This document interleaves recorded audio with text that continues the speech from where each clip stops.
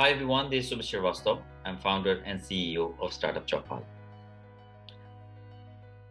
Startup Chopal में हर रोज बहुत सारे स्टार्टअप से बात करने का मौका मिलता है। नए स्टार्टअप से जो अप्लाई करते हैं, जो हमारे इंक्यूबेशन प्रोग्राम को ज्वाइन करना चाहते हैं। एक बड़ी कॉमन चीज मैंने गौर किया, हो सकता है कि अनअवेयरनेस हो या जो भी हो, बहुत सारे स्टार्टअप फाउंडर्स कैप टेबल यानी कि शेयर होल्डिंग पैटर्न को लेके या तो सीरियस नहीं है, उसको बहुत हल्के में लेते हैं, या उनको पता नहीं है कि इसकी इंपॉर्टेंस क्या है। So till the time you're doing a traditional business जहाँ पे आपको कोई वैल्यूएशन, स्केलेबिलिटी, फंड रेजिंग में नहीं जाना है, उसके लिए तो ठीक है। But if you want to raise funds, आपको कैप टेबल का तो ध्यान रखना पड़ेगा, and this is the fundamental.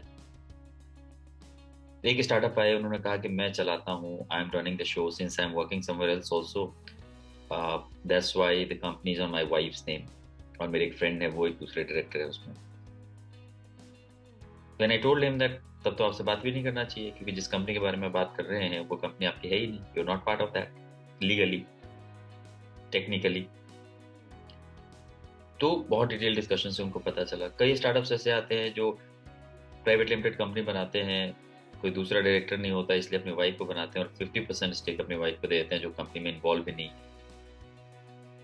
सबसे पहले ये समझना पड़ेगा कि आप एक कंपनी, एक एंटिटी है और आप उस कंपनी में फंड रेज करने जा रहे हैं, तो उस एंटिटी का एक थोड़ा छोटा पार्ट आप किसी को बेचते हैं, यानी कि किसी वैल्यूएशन पे आप उसको 1%, 2%, 5%, 10% देते हैं और उसके बदले में वो पैसे देता है। तो वो जो चीज़ आप देने की बात कर रहे हैं, जो चीज़ आप बेचने की बात कर रहे हैं, वो सबसे पहले आपको बिलोंग करना चाहिए।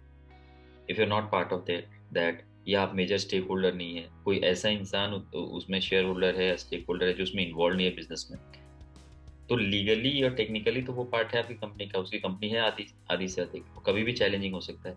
तो ऐसे कई केसेस हैं जिसमें कैप टेबल में की वजह से इन्वेस्टर्स बैकआउट कर जाते हैं। कभी भी आप किसी एंजल नेटवर्क में या कहीं भी अप्लाई करेंगे तो वहाँ पे सबसे पहली चीज़ यही आएगी कि वो आपसे एक फॉर्म भरवाएंगे जिसमें आपका फाइनेंशियल प्रोजेक्शन, आपकी कंपनी का रजिस्ट्रेशन सर्टिफिकेट, आपके स्टार्टअप के बारे में, फाउंडर्स की डिटेल, और साथ ही साथ कैप टेबल भी मंगाई जाती है।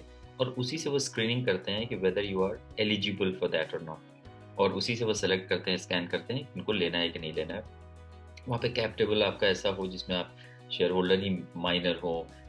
एक और इंटरेस्टिंग चीज़ आई कि किसी स्टार्टअप ने कंपनी स्टार्ट की और स्टार्ट करते ही बाहर वालों से फंडिंग ले ली 40-50 लाख रुपए, और 50% कंपनी उनको दे दी 1 करोड़ के वैल्यूएशन पे स्टार्टिंग में ही।